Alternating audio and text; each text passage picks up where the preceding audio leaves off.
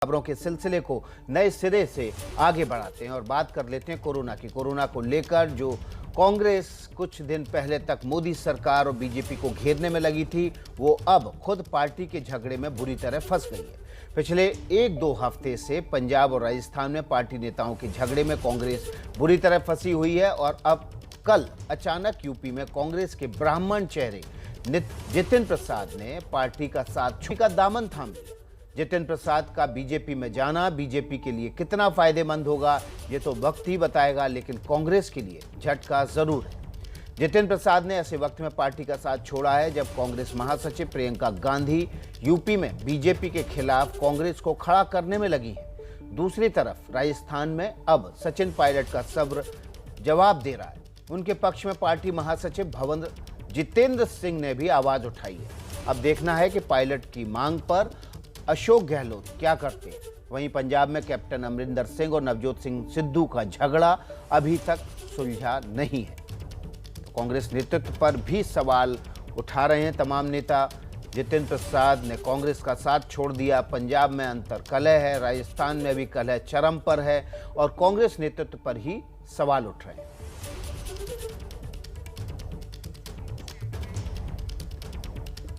तो हमारे साथ इस खबर पर कांग्रेस के भीतर अंतर कलह पर, कांग्रेस के भीतर कलह पर हमारे साथ संवाददाता जुड़ रहे हैं। ग्राउंड जीरो से जयपुर से मनीष शर्मा जुड़ रहे हैं और लखनऊ से रणवीर जुड़ रहे हैं। इसके अलावा जैनेन्द्र कुमार भी हमारे साथ जुड़ रहे हैं दिल्ली से। सबसे पहले जैनेन्द्र का ही रुख कर लेते हैं। जैनेन्द्र, सबसे बड़ी समस्या आला कमान के लिए है। एक एक करके उसके शासित राज्यों में अंतर कलह चरम पर है और जिन राज्यों में पार्टी को दोबारा से खड़ा करने की कोशिश में केंद्रीय नेतृत्व लगा हुआ है, वहां से बड़े नेता पार्टी को टाटा बाय बाय कर रहे हैं।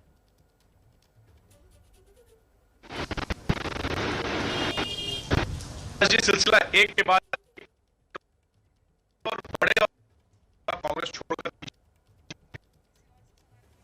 जैनेन्द्र की आवाज़ हमें साफ नहीं आ रही, किसी तकनीकी खामी की वजह से हम जैनेन्द्र का रुख करेंगे। उससे पहले चलते हैं, जयपुर चलते हैं और बात कर लेते हैं सबसे पहले मनीष शर्मा से। मनीष, आपके यहाँ तो लग रहा है कि दोबारा से बगावत होने के आसार दिख रहे हैं।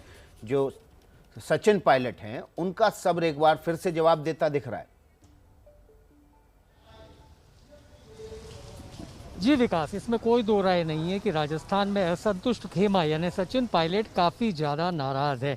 और ये नाराज़गी इसलिए है क्योंकि जिस तरीके से पंजाब में सुलह समिति ने महज 10 दिन के भीतर अपनी रिपोर्ट देकर वहाँ के आला कमान को साथ ही साथ दोनों गुटों को संतुष्ट करने की जो कोशिश की है वो राजस्थान में नहीं हो रहा। तकरीबन 10 महीने हो चुके हैं।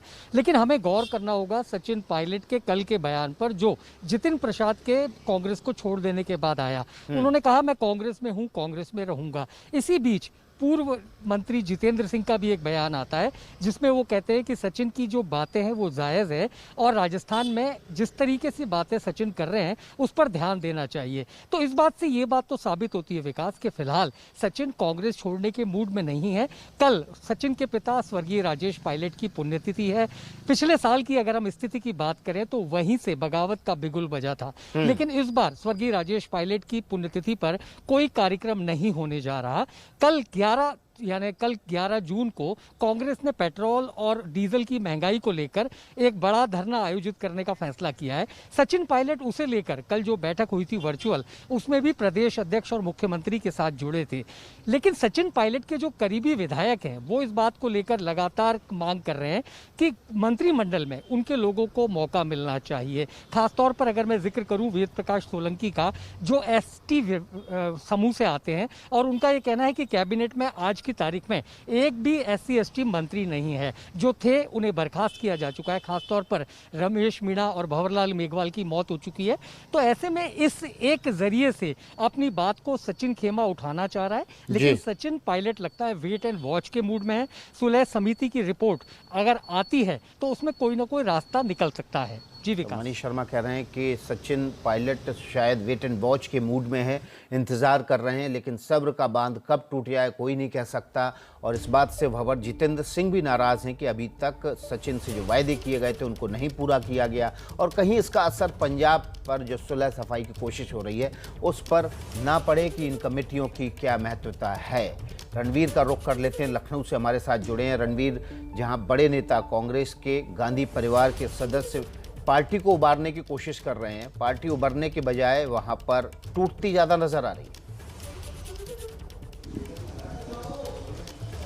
विकास देखिए, 3 दशक के आसपास हो गया जब कांग्रेस को यूपी में सत्ता नहीं मिली, और इस 3 दशक में लगातार पार्टी की स्थिति खराब होती गई। ये माना जाता था कि कांग्रेस कहीं जीते या ना जीते, अमेठी और रायबरेली उसका गढ़ है और वहाँ से पार्टी जीतेगी, लेकिन 2019 में ये मिथक भी टूटा और राहुल गांधी खुद चुनाव हार गए। इसके बाद एक सीट सिर्फ रायबरेली में सोनिया गांधी जीत सकी। 2017 के विधानसभा चुनाव में पार्टी जो है सिर्फ 7 सीटों पर सिमट कर रह गई, और अगर इस पार्टी की बात करें तो कई बड़े चेहरे पार्टी छोड़कर जा चुके हैं। रीता बहुगुणा जोशी हो, जगदम्बिका पाल हो, या जितिन प्रसाद। और इसके अलावा एक विडंबना ये भी है कि इस पार्टी में लोग लगातार नाराज़ हैं। पार्टी ने बहुत एक्सपेरिमेंट्स किए, राज बब्बर जैसे एक बड़े चेहरे को प्रदेश अध्यक्ष बना के भी देखा, रीता बहुगुणा जब कांग्रेस पार्टी में थी उनको भी प्रदेश अध्यक्ष बनाकर देखा, और अब एक आम कार्यकर्ता, एक आम विधायक अजय सिंह लल्लू को भी प्रदेश अध्यक्ष बनाकर देखा, लेकिन इस पार्टी से नाराज़गी लोगों की मिट नहीं पा रही है। अब आप देखिए कि कांग्रेस कहती थी कि तुरुप का इक्का होंगी प्रियंका गांधी, वो भी उत्तर प्रदेश आई, लोकसभा चुनाव में उनको लॉन्च किया गया, लेकिन उनका भी बहुत ज़्यादा असर दिखाई नहीं दिया। लगातार कोशिशें प्रियंका गांधी कर रही हैं, लेकिन पार्टी के जो स्थानीय नेता हैं उनकी नाराज़गी बढ़ती जा रही है। और इस बीच में जितिन प्रसाद का जाना कांग्रेस के लिए बहुत बड़ा झटका है। बीजेपी उनको एक सिंबल की तरह यूज करेगी कि कांग्रेस से नाराज होकर लोग आ भी रहे हैं और दूसरा ब्राह्मण चेहरा है। लेकिन कांग्रेस के लिए बड़ा झटका इसलिए है क्योंकि जितिन प्रसाद एक तरह से कांग्रेस का सबसे बड़ा चेहरा हुआ करते थे, जो अब भारतीय जनता पार्टी के साथ है। तो जाहिर है कि 8 महीना चुनाव बचा है और कांग्रेस की दिक्कतें लगातार बढ़ती जा रही है। जी बिल्कुल रणवीर, आप कह रहे हैं 8 महीने चुनाव के लिए बचा है उत्तर प्रदेश में, और वहीं उसी उत्तर प्रदेश में जहां पार्टी को रिवाइव करने की कोशिश हो रही है, पार्टी के नेता छोड़ कर जा रहे हैं। हमारे साथ जिनेंद्र भी जुड़ गए हैं और कांग्रेस के नेता राशिद अल्वी साहब भी जुड़ गए हैं। राशिद अल्वी जी, आपका बहुत बहुत स्वागत है एबीपी न्यूज़ में।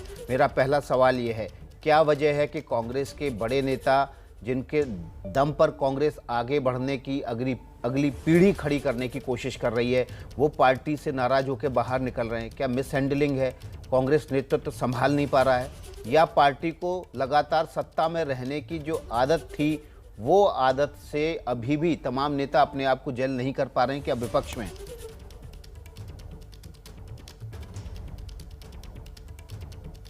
देखिए, कांग्रेस पार्टी में हम चुनाव हारे, लोकसभा हारे और काफी बुरी तरह हारे, लेकिन इसके बाद कुछ नेता कांग्रेस पार्टी छोड़कर गए, उसमें जितिन प्रसाद भी हैं। मैं लगातार ये बात कहता हूं कि जब कोई इंसान, कोई देश, कोई कौम कमजोर हो जाती है तो फिर लोग छोड़ना शुरू कर देते हैं। निश्चित तौर से उत्तर प्रदेश के अंदर हम कमजोर हुए, हमारा संगठन भी इतना मजबूत नहीं है उत्तर प्रदेश के अंदर। शायद जितिन प्रसाद को लगा कि उन्हें कोई भविष्य उत्तर प्रदेश में उनका नहीं है। हालांकि मुझे अफसोस है, जितिन न जाते तो ज्यादा बेहतर रहता। लेकिन आज एक सबसे बड़ा जो सवाल खड़ा हुआ है मुझे है कि भारतीय जनता पार्टी पिछले 7 साल से, जब से सत्ता में आई है, हर सेकुलर पार्टी की आइडियोलॉजी डाइल्यूट हुई है। सब ये सोचते हैं कि बगैर हिंदुत्व के हमारा काम नहीं चल सकता। मुसलमान का नाम लेते हुए डरते कि अगर इनका नाम लेंगे तो भारतीय जनता पार्टी मजबूत हो जाएगी। यही कारण है कि जब आइडियोलॉजी कमजोर हो जाती है कोई भी राजनीतिक दल, तो फिर लोगों की आस्था कम होने लगती। नहीं, ऐसे में तो ही राशिद अल्वी साहब, नेतृत्व की, नेता की मजबूती काम आती है कि पार्टी को वो हर बुरे हालात में बांध के रख सके।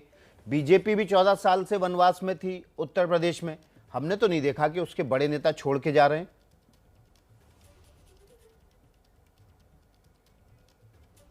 देखिए, ऐसा नहीं है। भारतीय जनता पार्टी जब हमारी सरकार थी तो भारतीय जनता पार्टी के बहुत नेता छोड़कर भी आए हैं और छोड़ना भी चाहते हैं। आप उस वक्त देखिए ना, जब सिर्फ 2 MP रह गए थे भारतीय जनता पार्टी के, हर तीसरा आदमी कांग्रेस में आना चाहता था।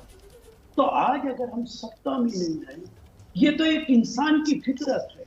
देखिए, पार्टी जब तक मजबूत रहती है, देश जब तक मजबूत रहता है, जब तक आदमी का कमिटमेंट आइडियोलॉजी के साथ होता है। आइडियोलॉजी कमजोर हुई, आदमी का कमिटमेंट कमजोर हुआ, फिर वो कहीं भी जा सकता है। इसलिए जितिन प्रसाद वहां चले गए, कितनी अहमियत होगी। कल ही उत्तर प्रदेश के प्रेसिडेंट का बयान आया है भारतीय जनता पार्टी के, अरे भाई लोगों ने शोर मचा रखा है, जितिन प्रसाद ब्राह्मण है। बहुत लोग तो जानते भी नहीं है कि ब्राह्मण। ये कल ही उन्होंने इंटरव्यू दिया। तो उनका बीजेपी के अंदर क्या होगा। हमारे मित्र थे संजय सिंह, राज्यसभा छोड़कर चले गए। उनकी जो राज्यसभा थी वो भी उनको नहीं मिली। तो उधर आप देख रहे हैं कि मध्य प्रदेश के अंदर सिंधिया के साथ क्या हो रहा है। तो जो लोग सत्ता के लालच में जाते हैं, कोई बहुत अच्छे नतीजे नहीं निकलते। ये सोच के जाया जाए कि हमारा भविष्य ठीक हो जाएगा, ये जरूरी नहीं कि भविष्य ठीक हो जाए। लेकिन मैं आपकी बात मानता हूं, हमारी कमियां हैं, कांग्रेस पार्टी की कमियां। हमें विचार करना पड़ेगा कि कहां गड़बड़ हो रही है, और विचार करना पड़ेगा उन लोगों के साथ जो जमीन के साथ जुड़े हुए हैं। बदकिस्मती क्या है, विचार उन लोगों के साथ हो रहा है जो कांग्रेस को कमजोर कर रहे हैं, जिन्हें जमीनी सच्चाई का पता नहीं है। जमीनी जुड़े हुए लोगों के साथ विचार करके हमको आगे बढ़ना पड़ेगा। आज आप देखिए, बंगाल के अंदर ममता बनर्जी एक अकेली औरत है, जमीन की लड़ाई लड़के उसने भारतीय जनता पार्टी को सबक सिखा दिया। ऐसा लगता था कि बीजेपी स्वीप कर जाएगी बंगाल के अंदर। आज कांग्रेस पार्टी को भी जमीनी लड़ाई लड़नी पड़ेगी, सड़कों पर उतरना पड़ेगा, जेलों में जाना पड़ेगा। राशिद अलवी जी, आप कह रहे हैं कि ऐसे लोगों के साथ जो जमीन से जुड़े हुए हैं, जो मजबूत हैं, उनके साथ पार्टी को विचार करना होगा कि ऐसा क्यों हो रहा है। और आप ये भी कह रहे हैं कि ऐसे लोगों के साथ विचार हो रहा है जो लोग जमीन से नहीं जुड़े हैं। तो कौन से ऐसे लोग हैं जिनके साथ पार्टी का आला नेतृत्व विचार कर रहा है और जिनको हकीकत जमीनी पता ही नहीं है?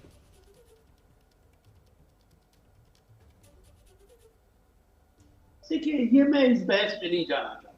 मैं अपनी पार्टी के तमाम नेताओं की इज्जत करता हूं, लेकिन ये मेरा विचार है और मैंने कल भी कहा है कि जमीन से जुड़े हुए लोगों के साथ ही बैठ के हम अपनी कमियों का पता कर सकते हैं और उनको दूर कर सकते हैं। हमें लड़ाई लड़नी पड़ेगी, सड़कों पे आना पड़ेगा, हमें सबको आना पड़ेगा। तो ये नहीं है कि किसी एक नेता के बारे में मैं कहूं कि उसको सड़क पर उतरना पड़ेगा, हम सबको उतरना पड़ेगा। और हमें बीजेपी के साथ जो विचारधारा भारतीय जनता पार्टी की है वो देश के लिए बिल्कुल उचित लेकिन नहीं है। सबसे बड़ी चोट आपको उत्तर प्रदेश में उसी दिन लगी जिस दिन आपकी पार्टी सड़क पर उतरी हुई थी महंगाई और तेल की बढ़ी कीमतों के खिलाफ। उसी दिन आपकी पार्टी के एक बड़े नेता, जिनको केंद्रीय मंत्री भी बनाया आपकी पार्टी ने, कम उम्र में बनाया, वो पार्टी को छोड़कर चले गए।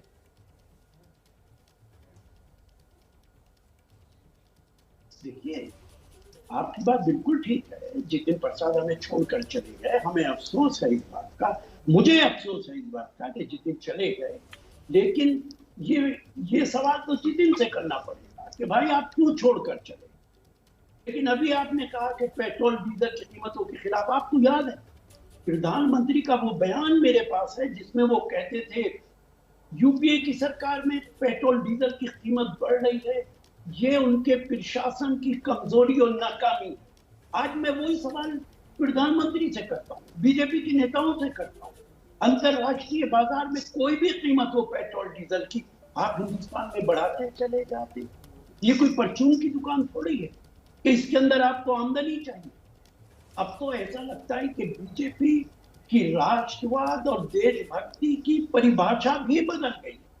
बीजेपी सत्ता में आ जाए, यही उनकी परिभाषा। राशिद जी, यही तो समस्या है। हमें जनता आपकी पार्टी का कोई भी नेता का बयान आप नहीं गिनवा पा रहे हैं जिसने पूरे देश में महंगाई और तेल की बड़ी कीमतों के खिलाफ एक आवाज को आवाज दी हो, मजबूती दी हो। आप प्रधानमंत्री का पुराना बयान गिनवाते हैं, आपको तो अपने नेता का बयान कोट करना चाहिए जिसके साथ पूरा देश खड़ा हो जाए।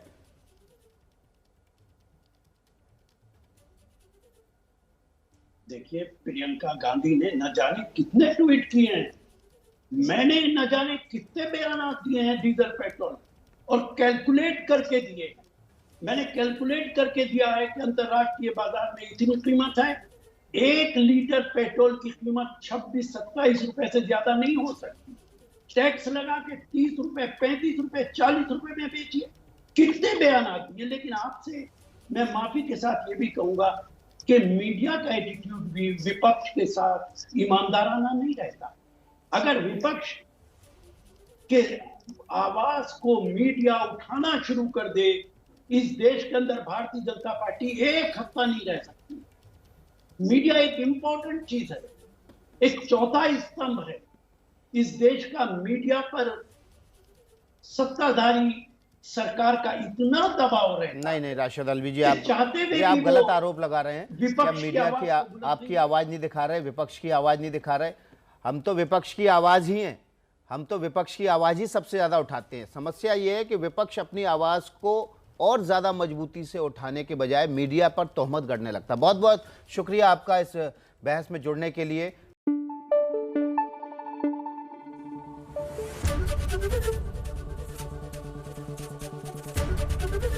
एबीपी न्यूज आपको रखे आगे।